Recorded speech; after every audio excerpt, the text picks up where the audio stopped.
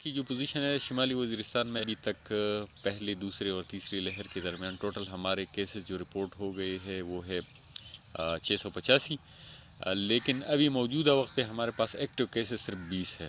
20 میں 12 ڈسٹرکٹ کے اندر ہے اور 8 آؤٹ آف ڈسٹرکٹ ہے. 12 کیسز ہمارے ڈسٹرکٹ کے اندر جو ہے وہ ہوم آئسولیٹڈ ہے، سارے اسٹیبل ہے. ہماری جتنی بھی فیسلٹیز ہے district headquarter hospital Miran Shah, تحصیل ہیڈ کوارٹر ہاسپٹل میریلی اور تحصیل ہیڈ کوارٹر ہاسپٹل رزمک کے اندر ہماری آئسولیشن وارڈ اسٹیبلش ہے. ہائی ڈیپینڈنسی یونٹ ہماری جو ہے اسٹیبلش ہے district headquarter Miran Shah کے اندر.